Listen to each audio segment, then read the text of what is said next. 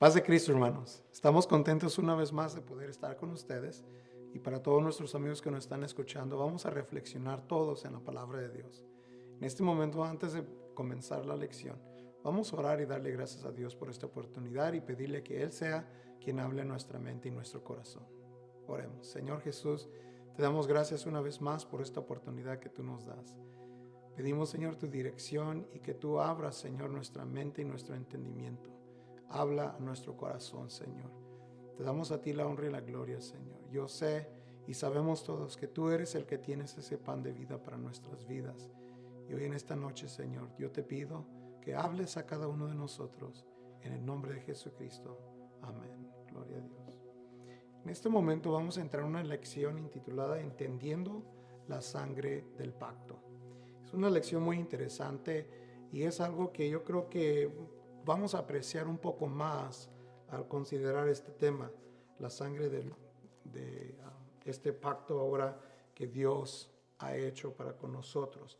Es importante que nosotros como creyentes en Jesucristo entendamos completamente qué es lo que la Biblia nos enseña sobre la sangre de este pacto. Y hay muchas ideas que la gente tiene que quiere llegar a Dios a través de sus propios medios, de sus propias maneras de hacer las cosas, por sus propios términos. Dios no trabaja de esa manera. Entonces, hay solamente una manera de llegarse uno a Dios, y eso es acercarse uno y entregar su vida a Cristo. Pero va más allá de simplemente decir eso. Escuché a un hombre que estaba hablando con una persona y quedó en claro que la persona era salva no por el perdón de sus pecados, sino por el derramamiento de sangre de Jesucristo. Y eso es algo muy interesante que debemos de captar y entender como cristianos y como hijos de Dios. Entonces, yo no sé qué ha pensado usted, pero para mí ha llegado a mi mente en ocasiones es algo sanguinario el Antiguo Testamento. ¿Por qué tuvo que haber derramamiento de sangre? ¿Por qué específicamente tuvo que haber muerte? Y como dije, este derramamiento de sangre en los sacrificios y todas estas cosas. Algo sanguinario parece, pero cuando nosotros examinamos la condición del ser humano, la justicia de Dios, llegamos a entender algo. Que hay cosas que tienen que suceder por causa de que Dios es justo. No es porque Dios es vengativo. No es porque Dios esté enojado, sino por la justicia de Dios. Y muchas veces no consideramos lo grande que es la justicia de Dios, que es algo también algo peligroso. Vamos a parte número 1, Dios como el hacedor de pactos. Si usted lee su Biblia en Génesis capítulo 1, verso 3 al 5, usted va a ver allí cómo Dios da órdenes, que entonces dijo él, sea la luz, y hubo luz. Dios dijo, y Dios vio que la luz era buena, y Dios dividió la luz de las tinieblas, y Dios llamó el día, o la luz día, y la noche, o la oscuridad llamó la noche. Entonces, todo esto usted está viendo cómo Dios está poniendo orden, y esto es muy importante. Orden es algo clave. Desde el principio de la creación, Dios se revela como un hacedor o aquel que hace pactos. Si usted también lee en Jeremías 33, verso 20 al 21, usted va a leer allí de lo determinado y cómo Dios está ya en su mente, o Él está expresando su determinación siempre en un pacto que Él ha hecho. En otras palabras, lo que Dios promete como un pacto, o lo que el pacto que Dios hace, es permanente. Él lo dice, Él lo hace. Él no titubea, Él no cambia de opinión. Entonces, voy a definir un poquito lo que es la palabra pacto. Es un acuerdo entre dos o más personas que obliga a ambos a cumplir una serie de condiciones. También otra definición puede ser, es una condición que se ha de cumplir en virtud de un acuerdo. Entonces, habiendo hablado de esto, usted lea también en la palabra de Dios, ahí en Génesis 8:20, cómo Noé, después de que sale del arca, hace sacrificios y hay derramamiento de sangre. Eso es muy interesante. Ahora, ¿qué clase de pactos hay en estos días? Un pacto es un acuerdo, ¿verdad? como lo hemos dicho. Entonces hay contratos legales y el matrimonio es un pacto, es un contrato legal. Es algo que dos personas, dice la Biblia, debe ser un varón y varón y varona, hombre y mujer, entran en un pacto de ser fieles el uno al otro, aún conforme la ley del estado de California y otros estados en los Estados Unidos. Pero el matrimonio es un contrato legal y hay diferentes clases de contratos o pactos que nosotros podemos considerar. Hay pactos entre amigos, siempre seremos amigos, dicen quizás. Entonces, ¿entendemos nosotros de veras lo importante que es un pacto como un matrimonio? Vea usted, algo que a mí me asombró cuando yo lo leí en la palabra de Dios, es sobre el matrimonio. Usted vaya a Malaquías capítulo 2, versículos 14 al 16, usted va a ver la importancia del matrimonio delante de los ojos de Dios. Y Dios reprende al hombre infiel. Dios reprende al hombre que desea o toma la decisión de dejar su esposa, que le había conocido él ya en su tiempo de juventud. Entonces es muy importante ver lo que la palabra de Dios dice. Vamos a entrar al punto número 2, que viene siendo la introducción a la sangre del pacto. En Génesis 15 y 10 y Levítico 17, verso 11, usted cuando lo lee va a ver cuando se encuentra Abraham con Dios. Y Dios está ahora haciendo un pacto con Abraham. Recuerde que la promesa a Abraham era de que Dios iba a ser una gran descendencia, aún siendo un hombre ya viejito, mayor, su esposa siendo ya mayor de edad, siendo estéril. De él, dijo Dios, iba a ser una grande nación. Lo que era imposible, Dios lo prometió, Dios hizo un pacto. Y entonces usted cuando lee allí, usted va a ver que Abraham trae animales y los parte por la mitad. También trae tórtolas o aves, esas no las corta por la mitad, pero hay derramamiento de sangre. Ahí estos animales han muerto, están las dos mitades. Y entonces se ve aquí que este pacto es uno de los primeros que involucra sangre. Yo sé que allá en el Nuevo Testamento, en Génesis, cuando Dios ahora va a cubrir la desnudez del hombre, unos animales pagan con sus vidas. Pero ahí en ese momento no es un pacto ahorita que decimos de sangre, sino que hubo un sacrificio para cubrir la desnudez, una obra de Dios para ayudarle al hombre. Ahora estamos hablando en esta situación de Abraham, cuando Dios mismo está haciendo un pacto. ¿Por qué? Bueno, usted cuando lo lee va a ver allí que entonces Dios pasó por entre las piezas de aquellos animales que habían sido cortados, indicando que Él era el que estaba haciendo este pacto, un pacto de promesa de multiplicar la descendencia de Abraham, un pacto, una promesa firme de algo imposible. Dios estaba afirmando, este es mi pacto. Normalmente dos personas entran en ese pacto, pero aquí Dios lo está haciendo. Y entonces usted cuando lee también Levíticos 17, verso 11, voy a ir a Levíticos 17, verso 11, porque es muy importante que lo leamos. Vamos a ver lo que dice la palabra de Dios. Levíticos 17, 11. Dice la palabra de Dios de esta manera. Porque la vida de la carne en la sangre está. Quiero que capte eso, que es muy importante.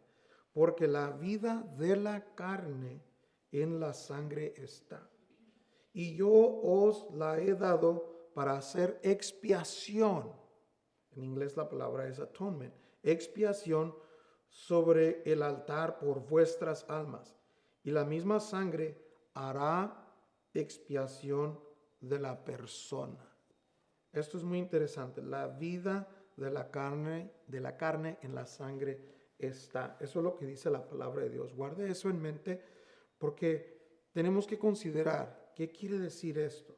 All right. Entonces, expiación ya es como, podemos decir, un atonement, es aplacar la ira de Dios, es algo que va, vamos a decir, traer paz, traer calma. Ahora, vamos a ver aquí, dice, hay muchas religiones y creencias que hay allá afuera que dicen que uno puede tener una relación con Dios a través de sus propias maneras o de sus propias obras. El hinduismo o el budismo enseña que un sacrificio de sangre ya no es necesario y que el hombre y Dios pueden tener una relación a través de las buenas obras del hombre. Pero la Biblia nos enseña que el hombre y Dios tenemos que llegar a un encuentro a través de una sangre, ¿verdad? Y esto culmina en la muerte y la resurrección de Jesucristo. Para que el hombre pueda tener una relación con Dios, es necesario y fue necesario que Jesucristo derramara su sangre. ¿Se acuerda que dije que la vida de la carne está en la sangre está? Ahora, vamos por ahorita en este momento, considerar unas ideas. En sus propias palabras, piense usted qué es lo que conecta con esto del pacto de sangre, de los sacrificios de sangre y todo ello. Bueno, yo pensé, es algo horrible, ¿no? De que tenga que haber muerte. ¿Por qué muerte? ¿Por qué tanta sangre? ¿Por qué el cristianismo, mucha gente lo conecta o hace una asociación con algo primitivo, algo de religiones y de ceremonias y de muerte, algo sanguinario, ¿verdad? Y que el inocente paga por el culpable. Y hay diente por diente y hay ojo por ojo y también vida que tiene que pagar por la vida de otra persona. ¿Por qué la sangre es necesaria para restaurar una relación correcta entre Dios y el hombre? ¿Qué piensa usted? ¿Por qué hay necesidad de esa sangre? La sangre de Jesucristo, para que haya una relación correcta entre el hombre y Dios. Bueno, yo pensé y escribí también que la sangre de Cristo tenía que ser derramada porque hay allí vida. Y Él dio esa sangre para expiación por nosotros, para perdonar nosotros, para lavarnos de nuestros pecados. Ahora, ¿por qué es una necedad pensar para el hombre y la mujer que pueden ellos o intentan ellos acercarse a Dios a través de sus propias obras en lugar de pasar por este pacto de sangre?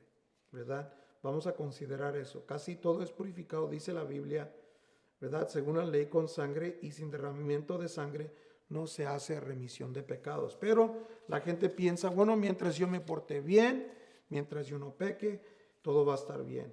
Ahora, consideremos, nosotros mismos hemos intentado en alguna vez o pensado que nosotros podemos acercarnos hacia Dios en base de nuestras obras religiosas. Considere usted esto. Ha habido ocasiones que quizás nosotros cometemos el error de pensar, voy a ayunar, voy a leer la Biblia, me voy a consagrar, hice esto malo, pero ya le pedí perdón a Dios y entonces voy a portarme 2 veces mejor. Ese es un error, pero también, ¿cómo es que la sangre de Cristo, por qué significa liberación y libertad para nosotros? ¿Por qué? Podemos pensar, la sangre de Cristo me perdonó los pecados y por eso yo soy libre. Ahora, entrando al punto número 3, y ahorita vamos a regresar a estas preguntas. La meta de la sangre del pacto es llevarnos a una relación correcta con Dios. ¿Qué quiere decir esto? Que nuestra relación con Dios fue rota, fue dañada. ¿Por qué se escondió Adán y Eva? Tenían pena, tenían vergüenza. Sabían ellos que estaban desnudos, habían desobedecido a Dios. Y cuando vino esta culpa y esta vergüenza, hubo una separación ahora de la presencia de Dios. Ya no se podían acercar a Dios. Ambos estaban escondiéndose, se sentían mal. Pero Dios los buscaba a ellos, ¿verdad? Voy a leer en Isaías 1, verso 11, dice así, de esta manera lo escribí aquí. Dice, ¿para qué me sirve, dice Jehová, la multitud de vuestros sacrificios? Hastiado estoy de holocaustos, así dijo Dios, de carneros y de cebo de animales. Hastiado, él dijo. de animales gordos. No quiero sangre de bueyes, ni de ovejas, ni de machos cabríos. Dios no estaba interesado en que le trajeran ahora animales y los sacrificaran y derramaran la sangre de estos animales, porque eran muchas veces que lo hacían. Se hicieron religiosos.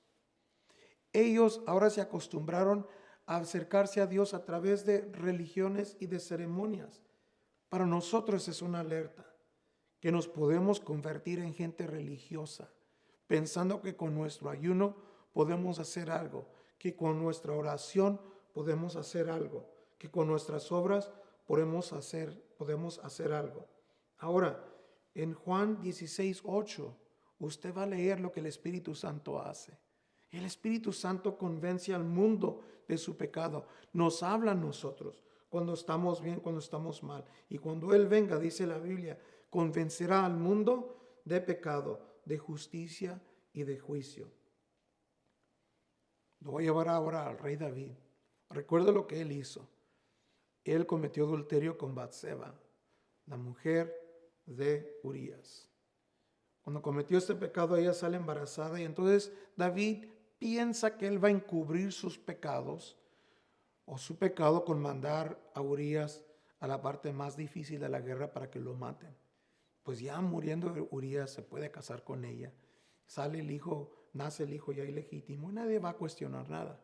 Pero Dios no permitió que ese pecado siguiera encubierto. Pues Natán, el profeta, le llama la atención, amonesta a David, le hace saber que su pecado es descubierto. ¿Qué hizo David? Usted lee la Biblia, David se arrepintió en ese mismo momento. Él rasgó sus vestiduras, él se humilló delante de Dios y Dios vio eso. Ahora, aún así, él sufre un castigo. Este hijo que es concebido a través del pecado de adulterio muere. Y David está quebrantado también por su pecado de él. Y el Salmo 51 es escrito en esta inspiración y esta grande necesidad. Cuando usted lo lee ahí, usted va a llegar a ese momento donde él anhela estar bien con Dios. Su relación con Dios fue dañada, lastimada. Y él dice, un corazón contrito y humillado no despreciarás tú jamás. Dios no quería sacrificios. Él quería un corazón contrito y humillado. Él quería un hombre, una mujer que reconociera que Dios es justo y que uno es pecador y que uno necesita una relación con Dios, que uno es pecador, que uno falta. Entonces, aquí vemos cómo Dios restaura a David. El grande pecado del hombre, escuche esto, es que a veces nosotros, aún en nuestros círculos cristianos, estamos buscando justificarnos nosotros mismos a través de nuestras buenas, entre comillas, buenas obras. Y no se puede hacer. Eso no puede funcionar. Porque la verdad es que si hacemos buenas obras, si oramos mucho y ayunamos mucho, no estoy diciendo que no tiene valor. Sí, claro que sí. Pero cuando queremos usar nuestras obras para tratar de hacer lo que Cristo hizo con su sangre, estamos ahora pensando y actuando como que nuestras obras son mayores. Y la verdad es que nunca lo serán. Ahora en realidad, la sangre de Cristo, ¿qué es lo que ha hecho? Dios es justo. Y porque Él es justo, lo que es pecado Él tiene que castigar. Aunque amaba a Adán, lo tuvo que expulsar del jardín del Edén. Y ahora la única razón que podemos acercarnos a Dios, la única manera es porque Cristo derramó su sangre. La sangre de Cristo es sobre todo sacrificio, sobre toda sangre. No hay otra sangre. Y la sangre de Jesucristo ahora llega a la justicia de Dios pagar ese precio por nosotros. El inocente Jesucristo, nuestro Señor, murió por nosotros, los pecadores. Ahora este pacto que Él ha hecho, recuérdese cuando Él hace ahora esta es mi sangre del nuevo pacto, cuando hace la Santa Cena, cuando Él se presenta que me voy a entregar yo mismo por nosotros lo hizo Él.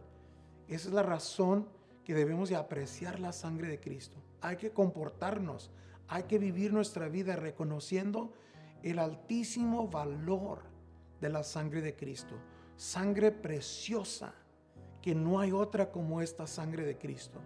Y por el derramamiento de la sangre de Cristo hay remisión de pecados. Hay ahora perdón de pecados. No somos salvos porque Dios simplemente nos ha perdonado, sino porque venía un castigo, pero Cristo derramó su sangre y por esa sangre ahora somos salvos. Yo le recomiendo que usted siga estudiando la palabra de Dios y va a ver cómo Dios es Dios de pacto. Y Él ha prometido que nosotros que creemos ahora en Jesucristo y que nosotros que nos entregamos, la sangre de Cristo nos limpia de pecado, tendremos vida y Él no cambia. En este momento vamos a orar para que Dios trate con nuestras vidas. Señor, te damos gracias por tu sangre que tú derramaste en la cruz del Calvario, que quizás no comprendíamos antes, pensábamos que por nuestras obras éramos buenos, éramos quizás gentes mejores que otros, pero no, Señor.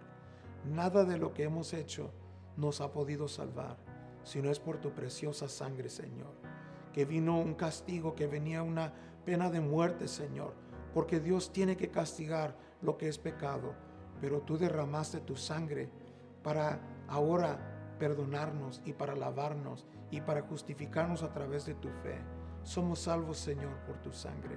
Gracias, Señor, porque tú te entregaste a ti mismo y ahora, Señor, somos salvos. Te damos gracias, Señor. Te pido, Padre, que tú toques cada corazón y pueda toda persona creer que tu sangre todavía nos limpia de nuestros pecados. Gracias, Señor Jesús. Amén. Mi deseo es que Dios los bendiga.